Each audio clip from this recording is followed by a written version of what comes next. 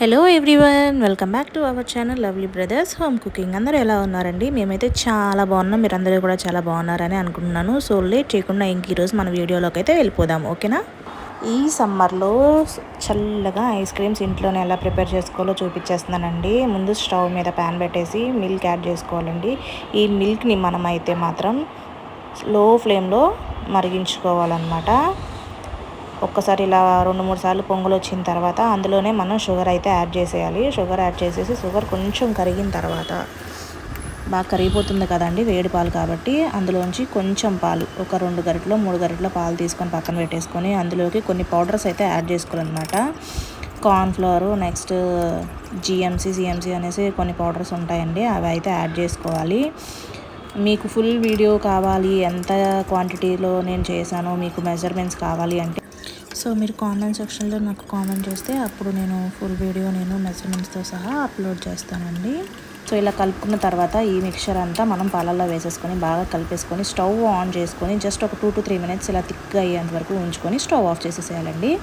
ఇప్పుడు ఇది చల్లారేదాకా మనం వెయిట్ చేయాలి. చల్లారిన తర్వాత స్ట్రైనర్లో పెట్టేసి మనం స్ట్రైన్ చేసుకోవాలన్నమాట. ఒక బాక్స్లోకి కానీ గిన్నెలోకి కానీ బాగా వడగట్టేసేయాలి, ఎందుకంటే ఎటువంటి ఉండలు లేకుండా స్మూత్ పేస్ట్ అయితే మనకి రావాలన్నమాట.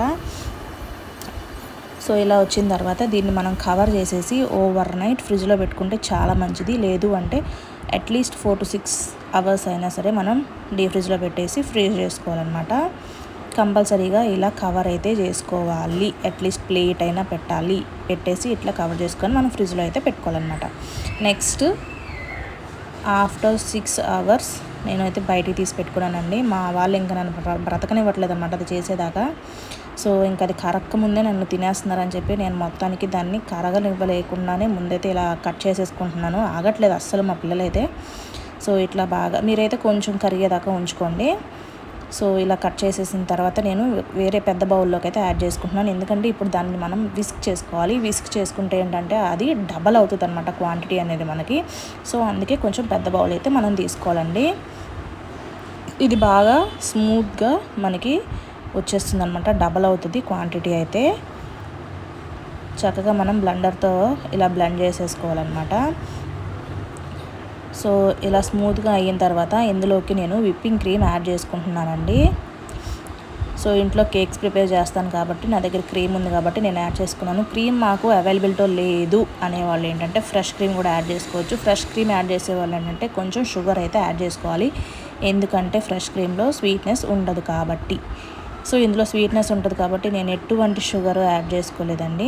ఇప్పుడు దీన్ని అయితే నేను 3 ఫ్లేవర్స్ చేస్తున్నాను కాబట్టి పార్ట్స్గా డివైడ్ చేసేసుకొని ఫస్ట్ అయితే స్ట్రాబెర్రీ వేసేసానండి, కానీ కొంచెం చిన్న క్లిప్ అయితే మిక్స్ అయింది. నేను కలర్ అయితే యాడ్ చేశాను, ఇంకా ఫ్లేవర్ యాడ్ చేయలేదు. క్రష్ ఉంటుంది కదా, ఆ క్రష్ వేసేసి కలిపేశానండి, అంతే. నెక్స్ట్ వచ్చేసి చాక్లెట్ అనమాట. ఈ చాక్లెట్ కోసం నేను ఇంట్లోనే చాక్లెట్ సిరప్ అయితే రెడీ చేసుకున్నాను. చాక్లెట్ సిరప్ అయితే రెడీ చేసేసుకున్నానండి. ఆ చాక్లెట్ సిరప్ని అయితే ఇందులో వేసేసి బాగా కలిపేసుకొని నెక్స్ట్ ఫ్లేవర్ కోసం ఒక స్పూన్ కోకో పౌడర్ యాడ్ చేసుకున్నాను. నెక్స్ట్ చాకో చిప్స్ అయితే యాడ్ చేసుకున్నానండి. యాడ్ చేసుకొని ఒక బాక్స్లోకి అయితే యాడ్ చేసేసుకున్నాను. నెక్స్ట్ వచ్చేసి వెన్నెలా అండి, ప్లెయిన్ వెన్నెలా నేను చేసుకున్నాను అనమాట, ఎందుకంటే గులాబ్ జామున్స్లో కూడా తినడానికి కూడా బాగుంటుందని. సో ప్లెయిన్ వెన్నెలా అయితే ఉంచేసుకున్నాను అనమాట. అందులో ఏంటంటే నేను జస్ట్ వెనిలా ఎసెన్స్ మాత్రమే వేసుకొని కలిపేసుకొని బాక్స్లో వేసేసుకున్నాను. ఇప్పుడు ఈ 3 ఫ్లేవర్స్ని నేను ఓవర్ నైట్ ఫ్రిడ్జ్లో అయితే పెట్టుకున్నానండి. పెట్టుకొని మార్నింగ్ లేసి నేను చూడగానే నాకన్నా ముందే, మా పిల్లల కన్నా ముందు మా హస్బెండ్ లేచి తినేశారండి. ముందే కొంచెం కొంచెం లేపేశారనమాట, అన్నీ టేస్ట్ చేసేసారు, సూపర్ వచ్చాయని చెప్పారనమాట. సో అది ఈ ice creams video. Please like, share and subscribe. Thank you for watching.